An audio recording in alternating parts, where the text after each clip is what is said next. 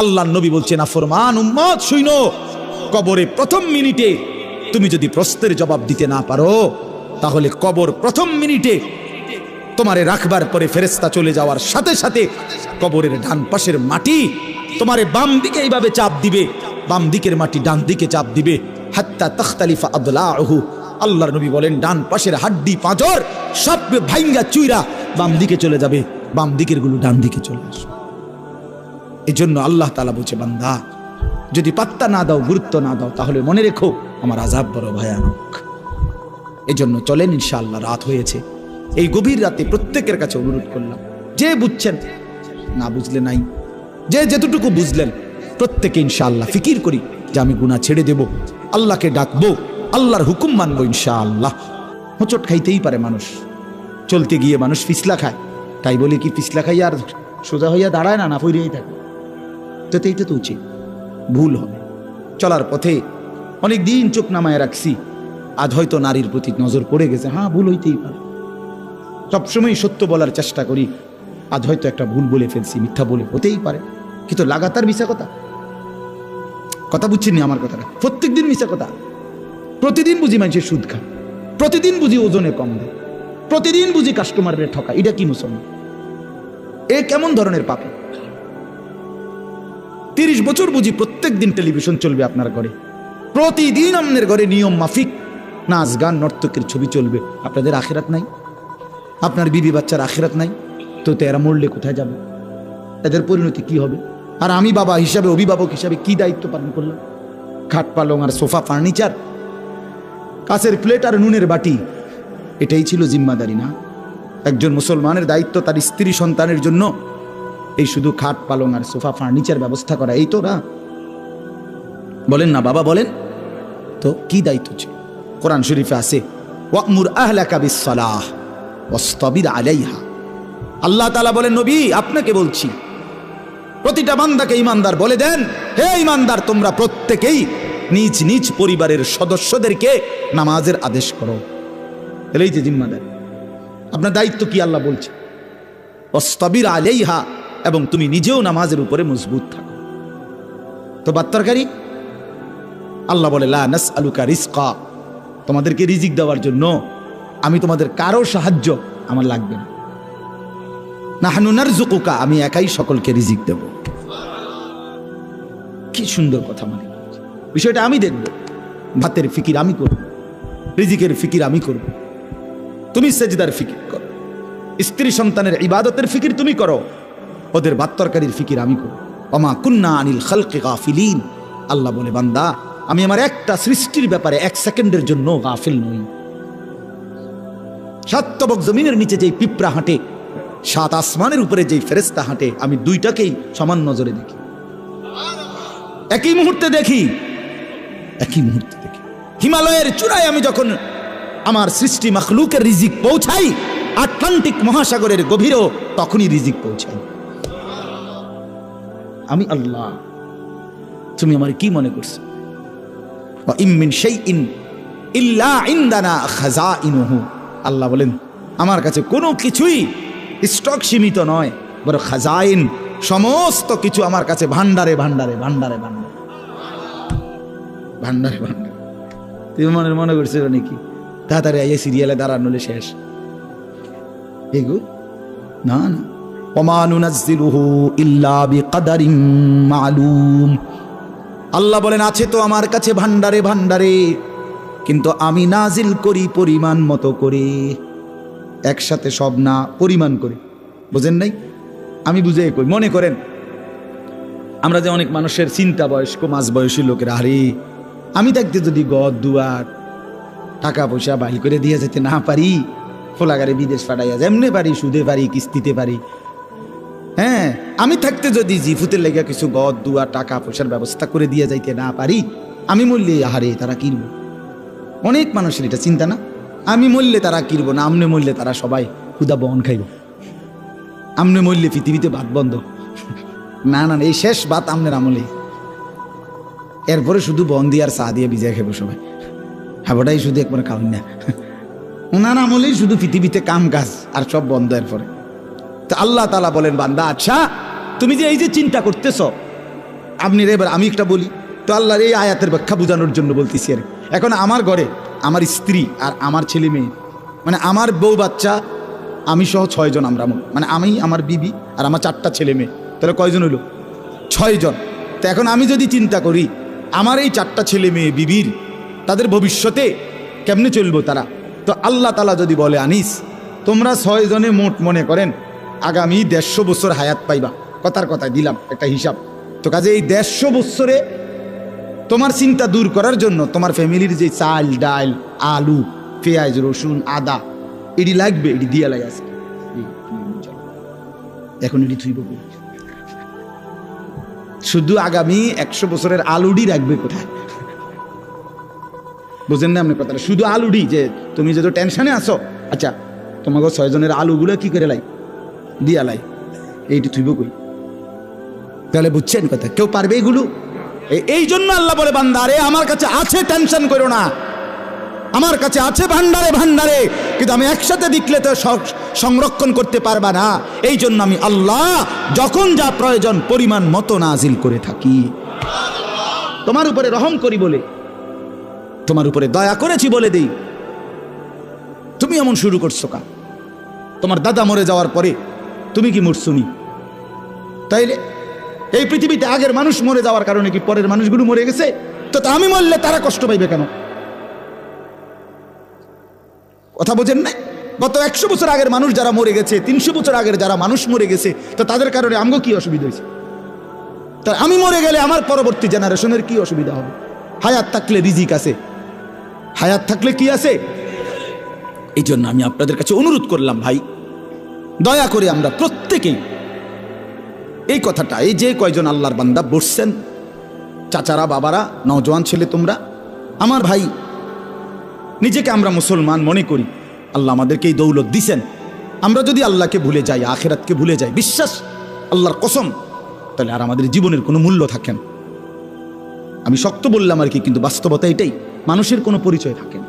কোরআন শরীফ একেবারে আমি বললে রাগ করার কিছু নাই, কোরআন শরীফ স্পষ্ট আছে। আল্লাহ বলছেন যে মনের ইচ্ছা মতো চলে, আমার হুকুমের খেলাফ, নিজের মনে যা চায় তাই চলে, কসম আল্লাহর, আল্লাহ বলছে হে নবী শুনেন, সে কোনো মানুষ না, ইনহুম ইল্লা কাল আনআম, সে শুধুই জানোয়ার। ইনহুম ইল্লা কাল আনআম, এটা নফি ইস্তিসনা, মানে আর কিছু নয়, তার পরিচয় আর কিছুই নয়, শুধুই চতুষ্পদ জন্তু। তাহলে কঠিন কথা আল্লাহ বলছে। এই জন্য যে জীবনে আখেরাত নাই, যে জীবনে পরকালের কথা নাই মনে, সে জীবন জীবন না। আপনি আপনার মন মতো আখেরাত সাজাইলে হইতো না, মানে মন মতো আখেরাত, বুঝছেন? আমরা কিন্তু অনেকে আখেরাতটাকেও মন মতো সাজাই নিছি, মানে শুক্রবারে 2 রাকাত নামাজ, কথা বুঝছেন নি? সুযোগ সুবিধা মতো 5-10 টাকা, 1000, 2000, 4000, হুজুরের ফাইলে টাকা 20-50 টাকা হুজুরের রাতে বইটা দিছে, এই যে। আর কেউ মারা গেলে পরিবারের তাগর লাগে একটু খানা দানার আয়োজন করা, এই যে মোটামুটি খারাপ না, যে দূর বুঝ করছি আখের এদূর তো করি না নাই। এই যে এটা তো আমনের মন মতো আপনি আখেরাত সাজাইছে, কথা বলেন না কেন?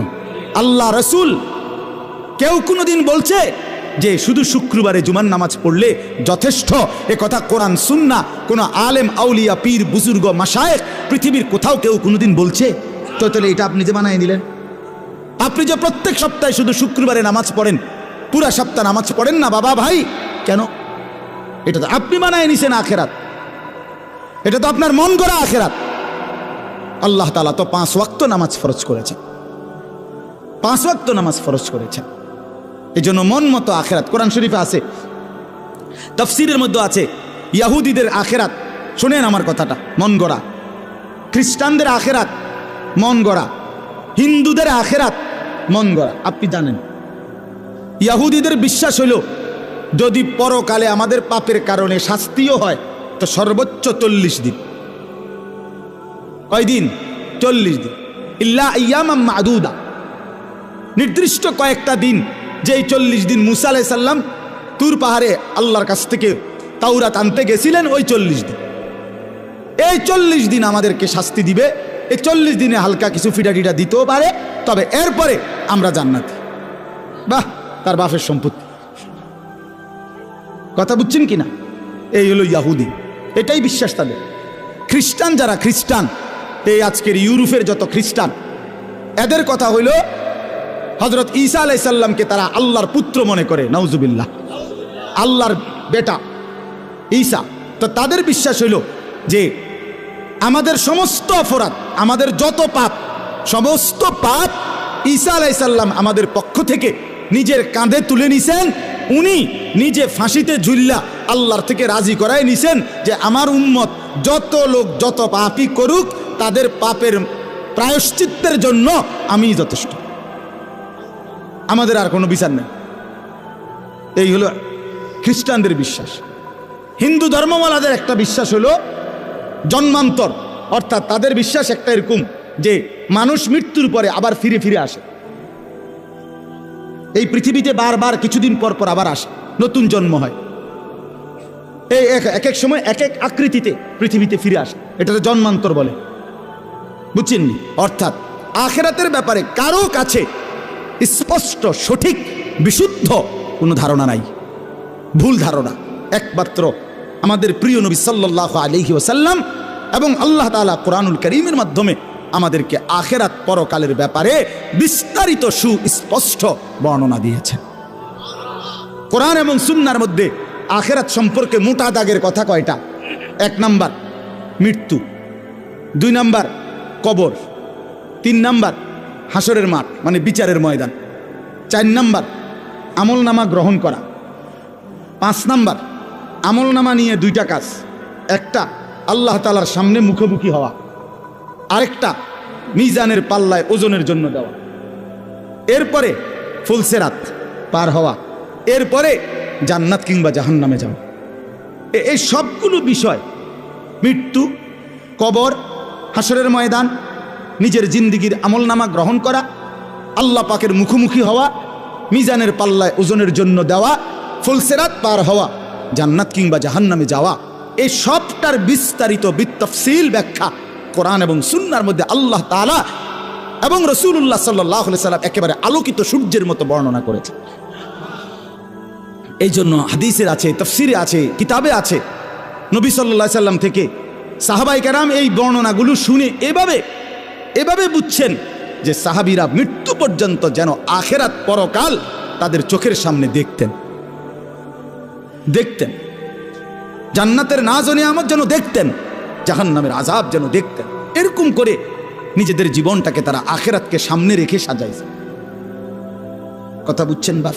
তো আজকে আমি আপনাদের কাছে এই কথাটাই শুধু বলতে চাই। আমি 6টা আয়াত পড়ছি, এখনই তর্জমা বলতেছি, কিন্তু এই আয়াতের মূল বক্তব্য এইটা যে আল্লাহ বলছে, বান্দা তোমারে আমি মুসলমান বানাইছি, তোমার মূল দায়িত্ব আখিরাতের প্রস্তুতি, আখিরাতের প্রস্তুতি।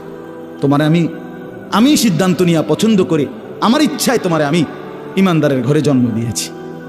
আমাদের কারো কোনো যোগ্যতা নাই। আমি কেন মুসলমানের ঘরে হলাম, আপনি কেন মুসলমান ইমানদার এক মা বাবার ঘরে জন্ম নিলেন, এই ব্যাপারে আমাদের ব্যক্তিগত কারো কোনো যোগ্যতা নাই। সম্পূর্ণ আল্লাহ পাকের দয়া, আল্লাহ তাআলার দয়া। এজন্য আল্লাহ তাআলা যে আমাদেরকে মুসলমান হিসেবে পরিচয় দিলেন, মুসলমান ইমানদার। ভাই দুষ্টামি করো না, এই ছেলে কথা বলো না, বাপ তোমার সমস্যা হলে চলে যাও, দোস্ত কথা বলো না। তো আমাদেরকে যে আল্লাহ তাআলা এই দয়াটা করছেন, মুসলমান বানিয়েছেন, আমরা আলহামদুলিল্লাহ ছোট্টবেলার থেকেই নিজেদেরকে মুসলমান পরিচয় দেই না? সেই পিচ্ছি থাকতে 2 বছর থেকে মার মাধ্যমে, বাপের মাধ্যমে, মক্তবের হুজুরের মাধ্যমে কত হাজারবার আমরা এই কালেমা লা ইলাহা ইল্লাল্লাহ মুহাম্মাদুর রাসূলুল্লাহ আমরা পড়ছি। আলহামদুলিল্লাহ, কত বড় ইহসান এটা, আল্লাহ তাআলার দয়া। আল্লাহ আমারে বলার তৌফিক দিছে, আমারে পরিচয় দেওয়ার তৌফিক দিছে যে আমি স্বাচ্ছন্দ্যে বলতে পারি আমরা যে আমি মুসলমান। এই পরিচয় নিয়ে আমরা লজ্জিত না, ঠিক কিনা বলেন? এখানে একজন আছেন যে আমি এই পরিচয়ের কারণে লজ্জিত না। তাইলে আল্লাহ তাআলা আমাদেরকে দয়া করে, ইহসান করে, বান্দার উপরে আল্লাহর সবচেয়ে বড় দয়া কি? তাফসীরের মধ্যে লিখছে কালেমা লা ইলাহা ইল্লাল্লাহ।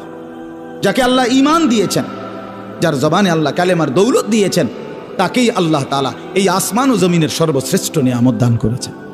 ঈমানের চাইতে দামি কিছু নাই, কালেমার চাইতে দামি কিছু নেই, মুসলমান পরিচয়ের চাইতে খোদার কসম শ্রেষ্ঠ কোনো কিছু নেই। এই পৃথিবী আপনি যদি 10-12 পেয়ে যান, এগুলো শেষ হয়ে যাবে, হবে না? কথা বলেন না কেন? গোটা পৃথিবীর চাবিটাও যদি আপনার কাছে থাকে, একদিন চাবি রাইখাই আপনাকে কবরে চলে যেতে হবে। কিন্তু ঈমান আপনাকে রাইখা যাইতে হবে না, সাথে নিয়েই জান্নাতে যাবে। সেজদা রাইখা যাইতে হবে না, সাথে নিয়েই জান্নাতে যাবে। রুকু রাইখা যাইতে হবে না, সাথে নিয়েই জান্নাতে যাবে। কিন্তু দুনিয়া রাইখা যাইতে হবে, খাট পালং আর সোফা ফার্নিচার, ইট বালু আর সিমেন্ট রেখে যাইতে হবে, এখানে রাইখা যাইতে হবে। আল মালু আল বানুন জিনাতুল হায়াতিদ দুনিয়া। আল্লাহ তাআলা বলেন অর্থ সম্পদ এবং সন্তানাদি বান্দা এগুলো শুধুই দুনিয়ার সৌন্দর্য। ওয়াল বাকিয়াতুস সালিহাত, আর স্থায়ী বাকি থাকবে কেবল as-সালিহাত, সমস্ত নেক আমল, সমস্ত নেক আমল। এই জন্য ভাই আল্লাহ তাআলা আমাদেরকে বলছেন, বান্দা আমি তোমাকে মুসলমান বানালাম, মুমিন বানালাম, এখন তোমাকেই আমি জান্নাত দিতে চাই। সুবহানাল্লাহ। মূলত আল্লাহ তাআলা জান্নাত বানাইছেনই মুমিনের জন্য, জান্নাত বানাইছেনই মুসলমানের জন্য। বিশ্বাস করেন কোন কাফের বেঈমান, হিন্দু, বৌদ্ধ, ইহুদি, খ্রিস্টান, নাস্তিক, মুরতাদ, কোন বেঈমান কাফের সারা পৃথিবীর সমস্ত ভালো কাজও যদি করে, তারপরেও এক জাররা, এক বিন্দু পরিমাণ আখিরাতে কোনো বিনিময় পাবে না।